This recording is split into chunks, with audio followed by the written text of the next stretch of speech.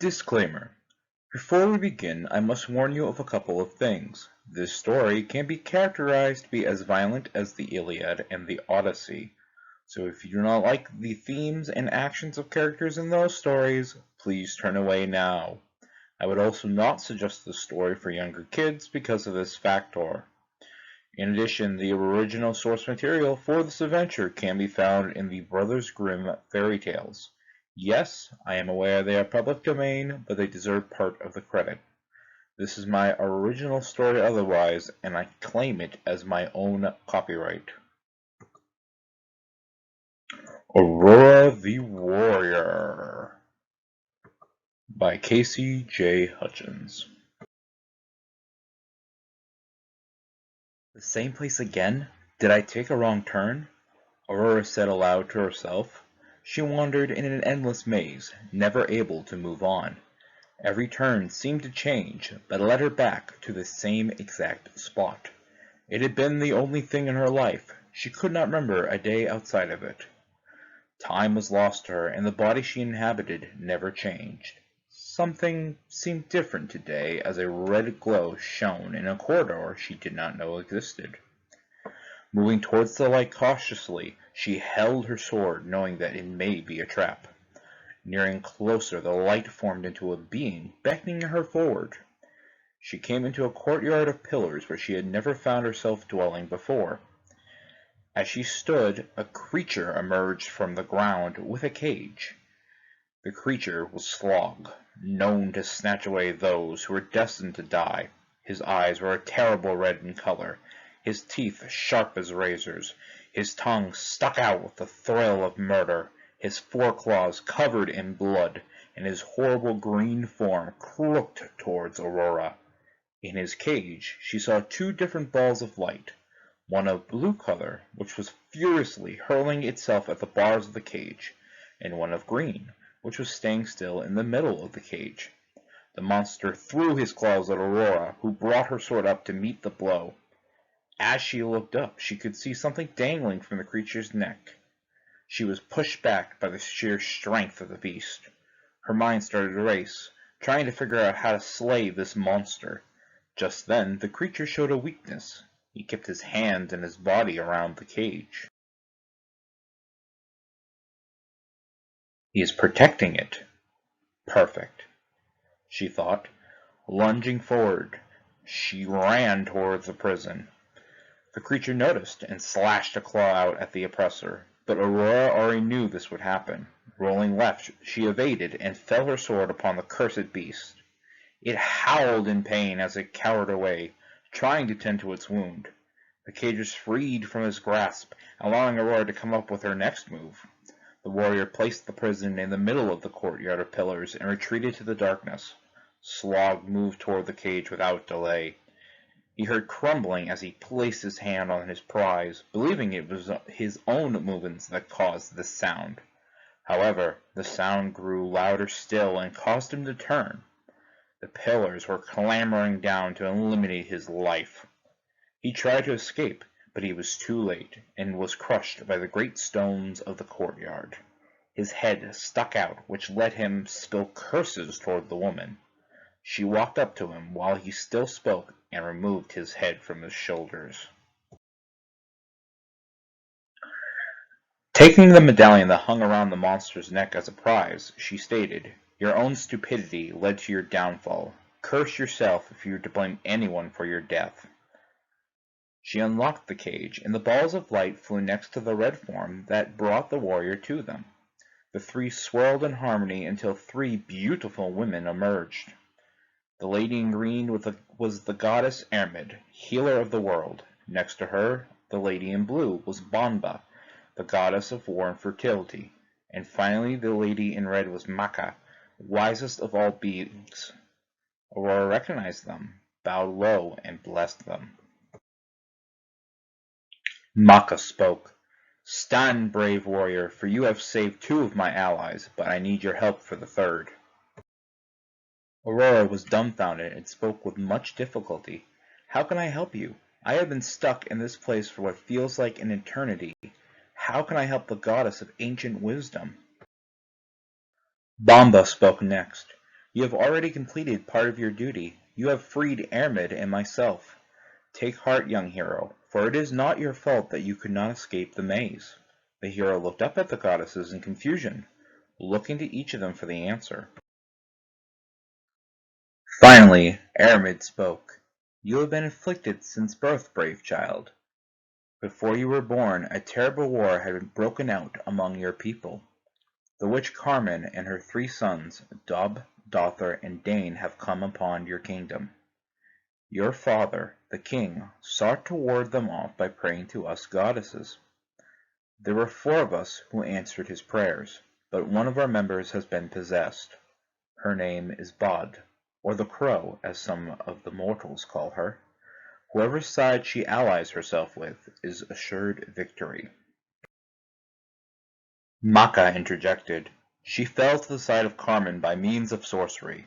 While she flew above the cornfields on the border of the 2 lands, the evil Dub sprung a chain made of iron upon her. She was unable to break free, and the witch set a spell over her that made us look like the other side. Deeply she believes that she is opposing Carmen, but instead fights us. If we get her to see the truth, she can again be our ally and help us win this war. This is where you come in, noble hero. You can stop this horrible foe and her affliction." Again, sweet goddesses, who have not heard me, I cannot see beyond this maze even for the answer to escape. How might I even begin to save a mighty goddess to escape a similar affliction? Responded Aurora. The answer is in your hand. Ermid pointed at the medallion Aurora had snatched from Slog. That is the amulet of Goler-Alfasil. It allows the wearer to see clearly everything before them. You have been trapped inside your own mind without even knowing it. This amulet will allow you to see the path to free yourself from this curse. Even so, great and powerful goddesses, how can a mere mortal fight against such power? Again the mortal wondered about her fate. When you were born, a prophecy was made by the great prophet Dvete. He prophesied that the firstborn of the king would slay Carmen on her 21st birthday and lift her evil from this kingdom. Carmen heard the words of her spoken doom. She walked straight into the halls of the castle with the crow on her shoulder. No one could stand against her as long as the crow was with her. She spoke, laying a curse upon you, saying that you would be trapped in your mind until you could defeat her. She laughed, walking away, knowing if you could not escape your own mind, how could you even train? But now the prophecy can come true, Bomba revealed. Aurora thought on this and spoke. Thank you, fair goddesses. Let me now go with your blessings and oppose this threat upon this land. Go, we will be with you as you go to defeat your enemies. The warrior placed the amulet around her neck and awoke in her bed. She looked to her right at the wall and saw in big letters Aurora's birthday, with peg marks underneath added up to the number 21. Cursed for that many years, I shall make Carmen pay, she said aloud. She sprang out of bed and fastened herself in armor that was prepared for her on this fated day. A sword was slung to her side with bow and arrows that were hung over her back. Looking out the window, the once great, lush, green land had mostly been scarred into black dust. She watched as forces stormed the stronghold in an attempt to defeat fate. Fully armed and ready, she emerged from her chamber to see a platoon of soldiers and her father, Alil Molt, reinforcing the door. The king turned and delighted in seeing his child and embraced her. Soon the emergency of the situation reminds him what was at stake when rumbling came from the door. We are going to win this war! My daughter has awoken and we'll win this day! Fight on, men! Fight on! Just as he shouted this, the door swung. Creatures of horrible fangs that walked like men attacked the castle, while something larger approached from the rear. Dother arrived with armor that seemed to be impenetrable. Aurora, using the amulet of Goler-Alfasil, saw an opening in the armor at the waistline. She advanced through the ranks, dodging creature after creature until reaching one of the sons of Carmen. Dotha recognized the warrior and immediately swung forward with his large broadsword. She ducked, nearly having her head cut off, and rolled forward, which drew her closer. Fear struck further into the heart of Dotha when he saw what hung around her neck. Furiously he swung his sword over and over, having every blow parried away, leaving him open to attack. Finally reaching her target, she swung her sword across his waist. Immediately his guts spilled over the floor of the halls of Alamote. The other creatures shrieked and retreated out of the halls and back to the battlefield. Taking a quick rest, the soldiers of the castle, the king, and his daughter began to strategize. They knew that the other two brothers would have to be killed, their mother and Bod be returned back to the right side. The king proceeded to put on the armor of Dotha as to avoid harm, but Aurora warned her father, "That armor has a weakness that his brothers and mother know. I would not put on that cursed suit." Her father replied, "A wise man will wear armor that is stronger than his own. I will be fine, my daughter." They moved from the tower and onto the battlefield. The tide of the battle seemed to be changing, baffling Carmen. She sent her son Dub, the son of darkness, to investigate along with his brother Dane, son of violence, whose touch could kill any man. They met the king and his daughter on the battlefield. Recognizing the female warrior, they knew what had become of their brother. Dub, filled with hatred, swung his mighty spear at Aurora, who simply grabbed it in midair and swung it back at the son of darkness. It landed into his shoulder, which caused his hands to swing back and strike one of his followers, blinding the being on the spot. The young female's mind raced on how to defeat an enemy she could not touch. She ran forward while a man was wounded from the spear, who ripped it from the wound. Again he threw his spear, missing his target. Using it to her advantage, she jumped up onto the weapon, which catapulted her up into the air. Dub looked up in the sunlight and saw as arrows rained from the sky, all landing their mark. One for each eye, one through his head, and another through his throat. The mighty man fell dead without another word. Her father on the other side was fighting against Dane. He swung his sword forward over and over, having his moves parried away. Forgetting all manners of wisdom, the king used his body to tackle forward and knock the son of Carmen onto his back. "How can this be? No man can touch me and live," yelled Dane. "I wear the armor of your brother, Dotha, who was slain in my halls by my daughter. You will die just the same, swine." "My brother's armor, you say?" The wicked son smiled as his armor reached out and touched the king's waistline. Instantly the king fell dead from mere contact with the son of Carmen. Aurora looked in horror as her father turned pale. She drew the arrows from the body of Dub and noticed that they had changed in color. The heads were now a pitch-black color. She thought and now knew what this meant. She flew one arrow straight into the arm of Dane, who panicked at once. He had become blind, and Aurora smiled at the success of her discovery. Picking up her sword, she charged the pathetic son. Filled with rage, she stabbed her sword straight through his heart, watching the light in his eyes turn dark like the many he had slain. She withdrew the sword and realized again that one of her weapons had changed. The steel color of the blade had turned to a white as pale as death. Looking toward a nearby soldier of Carmen, she swung her blade, causing a non-fatal wound on the man. He fell over pale and dead without a second motion. The blade could kill any who opposed it with a single cut. From above, a caw she heard as Bod swooped down to attempt to kill her.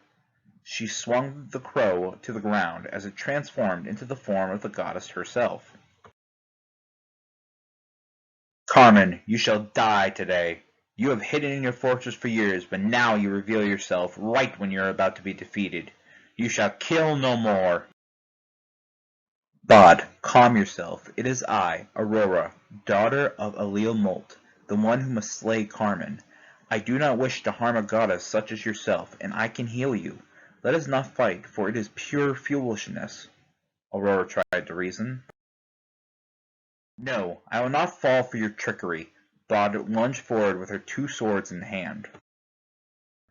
Aurora knew she could not kill her, for that would upset the balance of this world, and she had given her word to the three goddesses. She grabbed the spear of the fallen dove and blocked the onslaught of attacks of the warrior goddess. Cleverly, the warrior slid the weapon up to disarm her foe of one of her swords. In response, the crow attempted to stab downwards onto Aurora, who jumped back and let the sword stab deep into the ground. As the goddess struggled to unhinge it, Aurora outstretched her hand and tapped into the powers of the amulet of Golare Afacil. Bod's eyes became clear as she realized what had been done to her. Thank you, brave daughter of Alilmote, and my deepest apologies for your kingdom. I will fight with you. Now go, knowing that the battle is already yours. Bod joined her fellow goddesses and burnt the remains of the sons of Carmen, fearing that their touches could still pollute the land further. Aurora moved swifter now to the heart of the army. Carmen was starting to pace, for neither her sons nor the crow returned. As she looked out, she saw her fate running down into her domain. How did you break my spell? She looked as she saw the amulet on Aurora's chest. The stupidity of others is astounding. You slew Slog? Did you also slay my sons and the crow? Asked the sorceress, smiling, as she knew that if the crow was slain, she had already won. The king's daughter responded, I slew Slog and your sons with much joy to rid this world of their stench. But the crow has had her eyes opened. You have lost, wicked creature, but your sons have slain my father. In return, I will now slay their mother. Drawing her bow, Aurora shot her 4 arrows. Carmen threw a gust of wind, and 2 of them blew away. The other arrows were still coming. She evaded one, but the other just barely nipped her leg. Laughter erupted from the sorceress, until she realized that her sight had left her. She screamed, You kill my children and dare to use their blood against me? You worthless woman! I cannot see you, but I can still sense your presence. With that, the witch threw a ball of energy toward the heroine, who dodged it by moving behind a rock. The furious woman hurled blast after blast of energy, causing the boulder to grow smaller and smaller. With courage, the king's daughter advanced forward while evading one spell after another. The sorceress sensed this, and decided she cannot see nor would the cursed wench. She formed above her a ring of fire that went out around her and scorched the eyes of Aurora. There was no time to avoid this attack, and the heroine screeched out with her eyes blinded by the flames. Retreating behind cover, she drew the power that lay in the amulet of Golare Afacil. Calmly, she observed that Carmen had grown weary. With her guard down, Aurora moved swiftly behind the sorceress. Using every ounce of strength left in her, Aurora sprang upon the witch and sliced into her skin.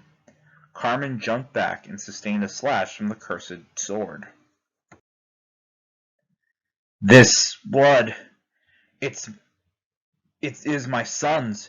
You killed me with the blood of both my children? You wench! You deserve death, not me! I merely wanted to cleanse the land. I am...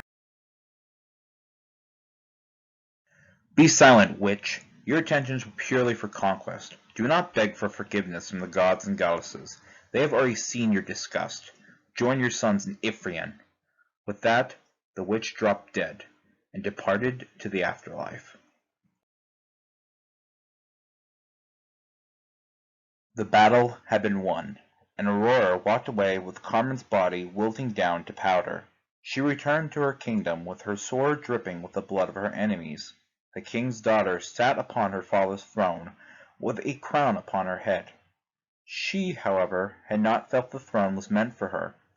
After giving it some thought, the warrior proclaimed, The throne is not for me, for while the kingdom moved on, I was stuck inside my own head. Therefore, this shall go to the wisest of us all. The crow shall lead us. She who had to suffer for our inability to defend ourselves. Hail, goddess and queen Bod, who will keep this land pure. Hail, Bod! Resounded the court. Announcing this, the daughter of Alil went to exit the castle when she was stopped by the voice of Bod. Our strongest warrior, what shall become of you? The rest of the dear land of air needs cleansing. My spirit is not suited for staying in one place, but for the heat of battle and the clash of swords. If you ever need me, come to me in the form of the crow, and I will return. With that she bowed her head low and exited the castle to a future of constant battle and adventure. The end.